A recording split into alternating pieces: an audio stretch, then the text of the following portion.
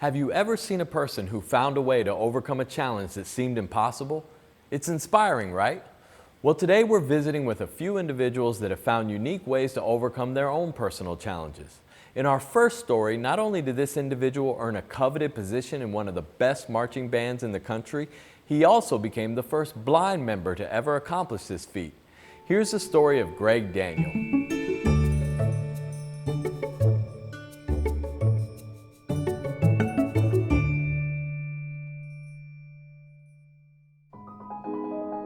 I was born 3 months early. I was a premature baby. I was a partially sighted child till I was 6 years old, so I know what colors and people and things like that are. But when I was 6, my optic nerve disconnected, and so I've been a totally blind person ever since I've been 6 years old. I've loved music all my life.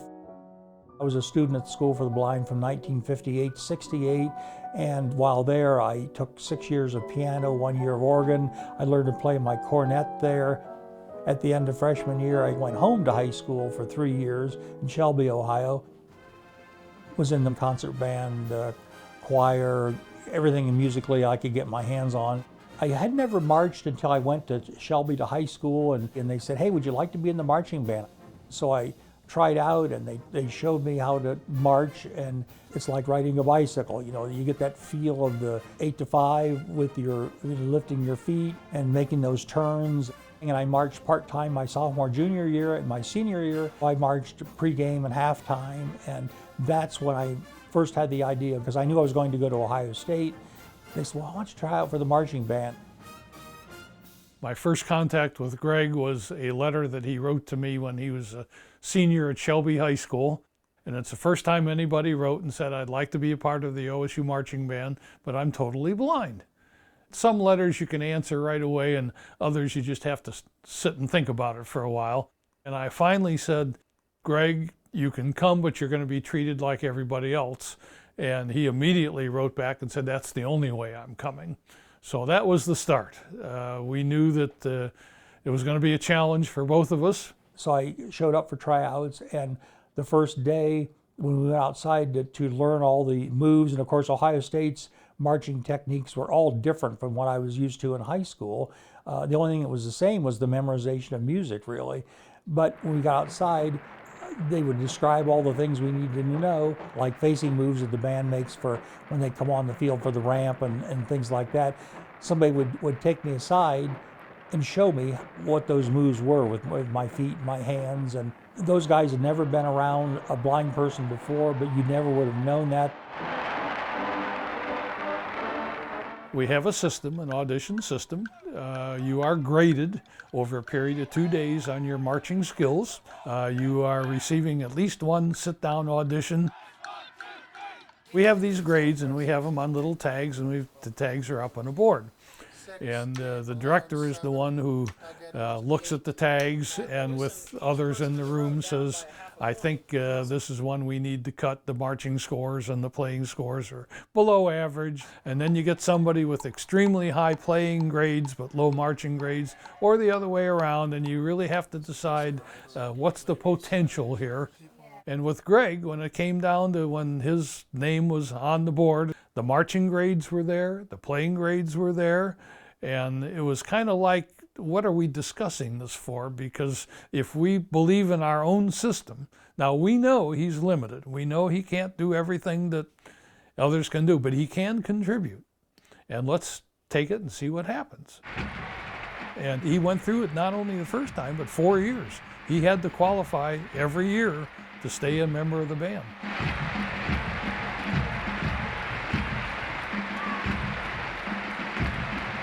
I never wanted to have a marching assistant on the field, and the mistakes I made weren't mistakes of omission, they were mistakes of commission, because, for instance, for facing movements, I might turn 89 degrees instead of 90. It was correcting those mistakes that was a problem, because of course the band moves at 180 beats a minute, and correcting any mistake at that speed is difficult. He really did everything the band did except march in a standard pregame and halftime show. Any of the pep rallies on campus. We used to do Script, Ohio after football games We put him in the revolving Block O, and he was about the last one out, so he didn't have to go around the big O and the H and the I and the O. And you'd never find Greg in there. You wouldn't say there's some guy that's, you know, he looks like he's lost.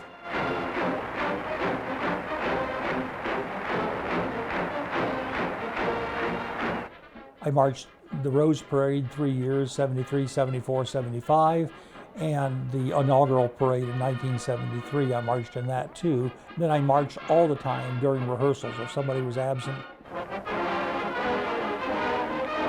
1974, and we knew it was going to be Greg's last season in the marching band, and we really wanted to get him on the field for part of a halftime show.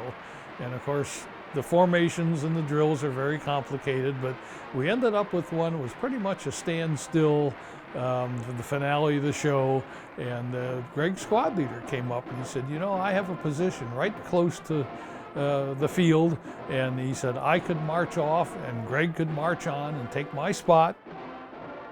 That day was a big day for me because I knew that was my last game. I challenged for 3 years, every week challenged to try to get on that field. It was such a big thrill to march out and finally be a part of the block band and play 2 songs and then march off with the block band my last game.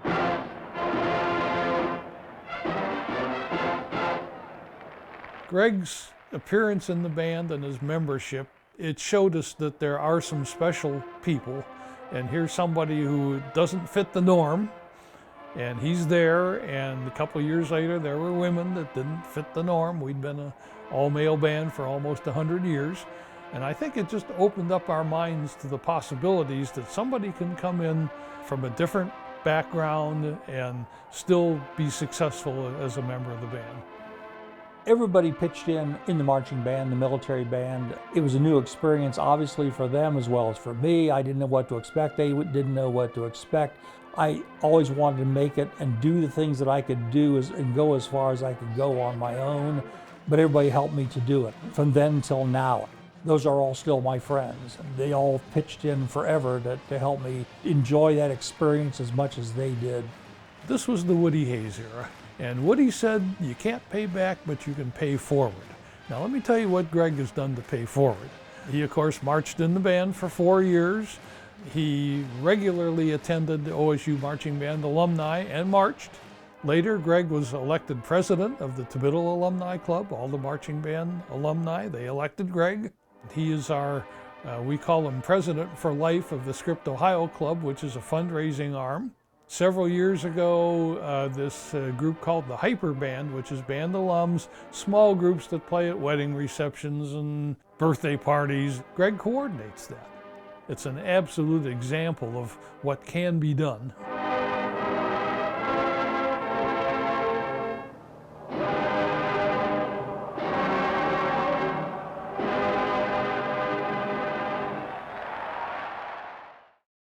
Renville, Ohio was once a thriving coal mining town in Perry County.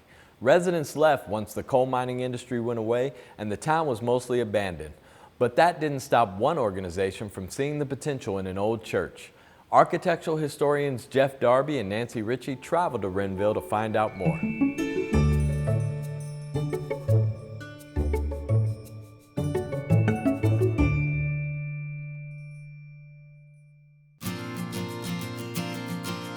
Well, we're headed back to coal country down in the Little Cities of Black Diamonds region that once were 70 communities that were center of coal mining in southeastern Ohio, and we're going to go down to Renville, established in 1879 by a Chicago businessman named William Rend.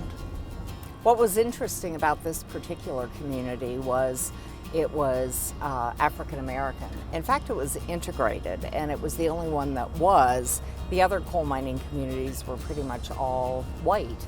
And this particular mine owner was willing to hire African Americans, and that was kind of unusual at the time. And very tiny little town now, a very small population, but at one time, I think maybe there were about 1,000 people that lived here. So it's always interesting to visit this region, which was so important during the Industrial Revolution and really the mining that fueled Ohio becoming one of the major industrial states. Let's go have a look.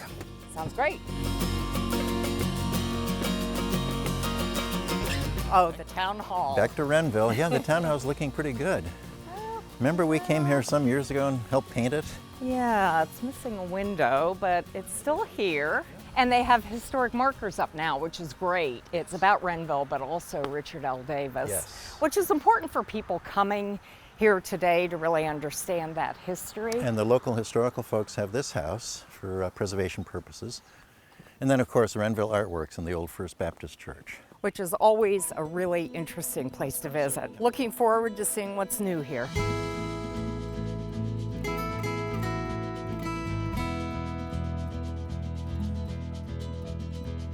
Hi, Katie. Happy to meet you. You too. I'm Nancy. Hi, Nancy. Hi, I'm Jeff. Hi, Jeff. Good to see you. This beautiful historic church.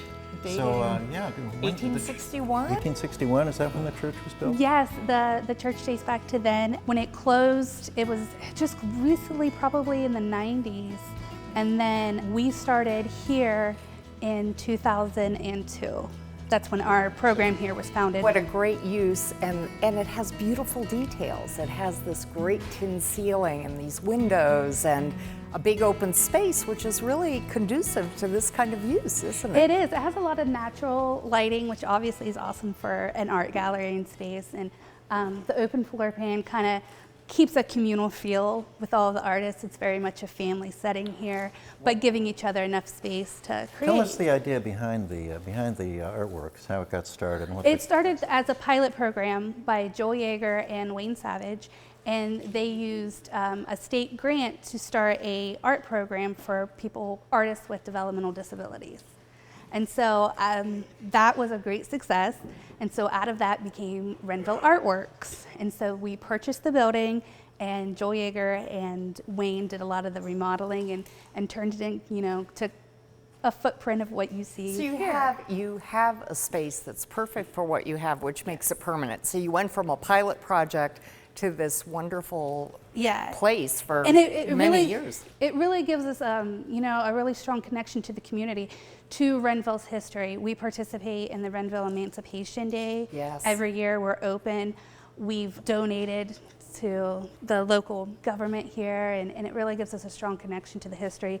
The people who have lived here often come back, walk in and tell us all kinds of great stories about when they used to attend church here. This is such a vital center of activity for Renville, but for the region as well. And you can tell that this really is an artist studio. Look at all the art supplies that are around.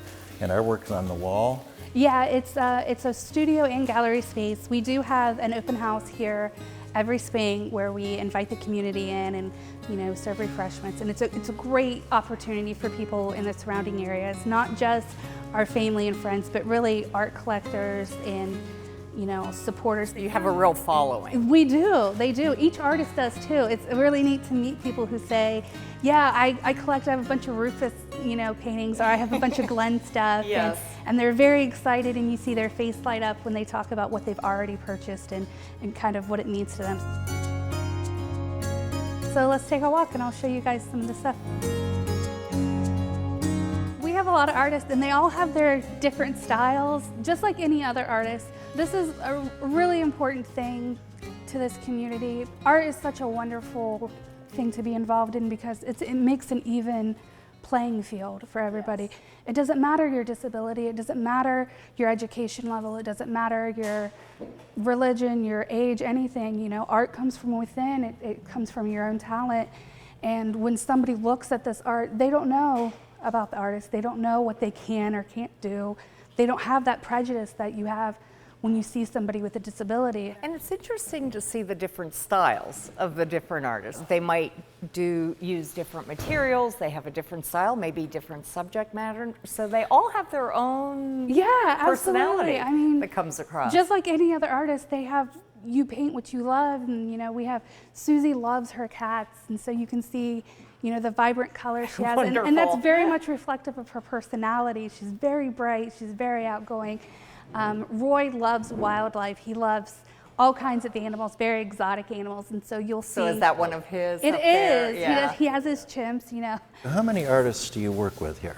We have about 19 artists that total, and we have about 9 a day. That gives us enough space that we have enough space for everybody to work, but it's still very, a relaxing, calm, creative atmosphere for So it everybody. looks like everybody has a station where they work. Do they just set up their own little space and they can? Yeah, we don't really have an assigned space for anybody. I mean, this isn't school. Everybody's an adult. They take care of their own space, but just like everybody else, we have our own.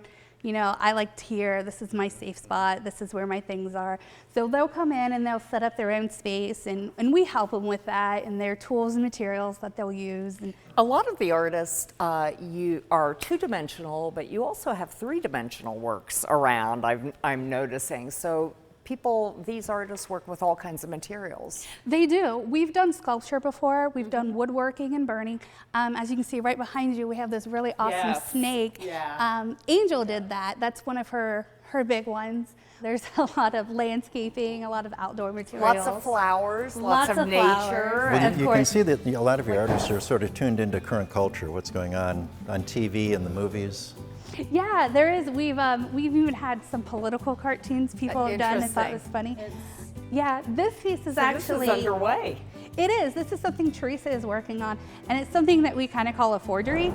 She likes to take, and she's been very good at taking famous paintings and kind of redoing them, finding inspiration for them. She loves Vincent van Gogh, and so you're going to see a lot of classic stuff reworking. Lovely. Starry, Starry Night, the sunflowers, everything. I mean, like it's really awesome. The artists and the classics they take So inspiration from. she's improving on Van Gogh.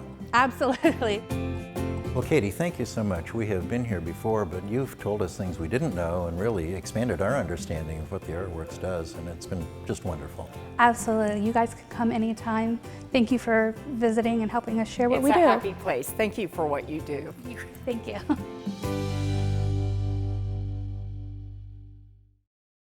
When you hear 4-H, many times raising animals is one of the first things that comes to mind. But 4-H actually goes beyond that and tries to create programming to develop important life skills. In this next story, 2 local 4-H educators saw a need for creating programming and discussions around mental health for teenagers.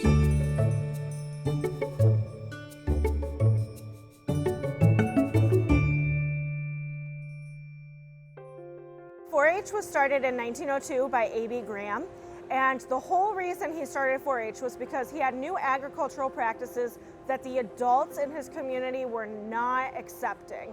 And he was like, all right, if the adults won't listen to me, I'm gonna talk to the kids. And that's how 4-H got its start. And we found in our community that mental health was really, really similar. Adults are just shy about talking about it. It's kind of taboo. And so we were like, you know what? We'll just talk to the kids about it. And so we're hoping that by having kids learn more about mental health, be open to discussions about it, that not only will they talk to their parents, but in our future, we'll have a generation of leaders who put mental health at the forefront. I think a lot of people don't know that 4-H is more than livestock. When I first started, I sewed with my grandma for the first 7 years, and I got to come to the state fair all the time, and I really enjoyed it. And then when I got into high school, I decided to start taking projects more towards my career path, or what I thought I would want to do. So I completely branched out, and I took self-determined sign language, then I took diversity, and this year I took a leadership project. I had a bunch of life-changing events that happened my 8th grade year, and I didn't really know what I was feeling. And then they do this thing at my school called Teen Screen that your parents can sign you up for, and it's evaluating your answers to some questions. And then I answered it, and then they pulled me into another room, and they're like, so here's the deal, you need help. And that basically got me started on a mental health journey. In our community in Hardin County, we're very rural. We only have 33,000 people. And so there aren't very many resources in terms of counselors or mental health providers, clinicians. We were talking about what do you do if you have diabetes. We were talking about how do you sew a garment. We were talking about how do you build a robot. How do you feed your pigs. There was a whole gamut of different things that we were doing, but we weren't talking to people about the fact that sometimes our brains don't fire the way that our brains should fire. Well, if my brain's not working correctly, my brain controls my entire body, then what do? We wanted to make sure that we could provide a tool that meets Ohio educational standards that teachers can use in their classroom, but that youth can also use all summer in their 4-H projects as well. So the project book that we wrote meets a lot of educational standards for mental health, both nationally and for Ohio. In the 3 years that the book's been published, there have been over 1,000 4-Hers that take this project, and a lot of our club leaders select it as a club project as well. So they'll do one activity at every club meeting, so every single member in their club learns that project and gets to have those safe discussions with their adult leader. Here we were definitely challenging some of the norms and some of the societal norms and engaging in a different way. So if I'm learning how to sew a skirt, for example, that is a definite skill that I am gaining. The activities in this project book encourage you to wrestle with your own thoughts and your own ideas about what mental health looks like, about what the stigmas are that exist. And then there's a challenge in the book where we encourage them to build an infographic and to do something within their community to help break that stigma. Phones and social media can be like terrible for you. So if people are struggling in some way, using those hobbies that they are passionate about and staying away from what they know hurts you, it makes such a big difference. Whoever is using this curriculum, if they only learn one thing from this book, what I want them to learn is that it is okay to talk about mental health. It's okay to share your emotions. All of us, no matter who we are, where we come from, what we like, doesn't matter. We all experience the spectrum of emotion. And the more we talk about our emotions and how we're feeling, the easier it is when we have a struggle. So you will come across a lot of things that may be really, really hard for you, but you can make that choice to grow outside of your comfort zone. If you or someone you know is in emotional crisis, call or text 988 or go to chat988lifeline.org anytime for confidential, free crisis support. WOSU's Curious Sea Bus answers your questions about our region, its history, and its people. Jay Hoster wrote in to ask about the local history of Cromwell Dixon, a child prodigy who became the first pilot to fly across the Continental Divide. Dixon grew up in Columbus's University District, where his engineering talent made him a local celebrity. He started by building complex contraptions in his backyard, including a roller coaster and a motorcycle. Eventually, he turned to aviation. At the time, airplanes were just starting to get off the ground. Large gas-filled balloons called dirigibles were much more common. Dixon designed his own dirigible made of bicycle parts and an enormous silk balloon. He began construction of his Sky Cycle in 1905 at the age of 13. He spent 2 years perfecting the aircraft and ran test flights on Ohio State's campus. Dixon became so well known amongst the university students that he was the Ohio State football mascot in 1906, long before Brutus Buckeye was created. Funding the construction of the airship was very expensive. Most of the initial investments came from his mother, who was able to raise $10,000 from wealthy investors in St. Louis. Dixon completed his Sky Cycle, which he named the Moon, in 1907. His first flight was a leisurely hour-long float above the Columbus Driving Park racetrack, now home to the Driving Park neighborhood. After several successful flights at the racetrack, Dixon began performing daily at Olentangy Park, an amusement park in Clintonville. Over the next 3 years, Dixon took the Moon to air shows in Boston, Chicago, St. Louis, and beyond, where thousands flocked to see his Sky Cycle in action. In 1911, Dixon started a new chapter in his aviation career. He ditched the dirigible in favor of the fixed-wing airplane and became the youngest person in the world with a pilot's license. He was 19. That year, he performed daring flights at exhibitions across the Midwest and worked as a brand representative for the up-and-coming airplane manufacturer Glenn Curtiss. On September 30th, 1911, he took off from Helena, Montana, flew over the Rocky Mountains, and became the first person to fly across the Continental Divide. Unfortunately, Dixon's career was cut short by a fatal accident just 3 days later. At an exhibition in Spokane, Washington, his plane hit a powerful gust of air, flipped over, and fell 100 feet into a rocky ravine. Dixon's remains were transported back to Columbus, where he was laid to rest at Green Lawn Cemetery. Newspaper accounts of his funeral detail the boy's tremendous popularity, noting the church was completely filled with mourning neighbors. Though his career ended far too early, Cromwell Dixon is remembered today as a trailblazer in aviation history. Do you have a question for Curious C-Bus? Head over to wosu.org/curious to submit your idea, vote on which question we should investigate next, and see what we've covered so far.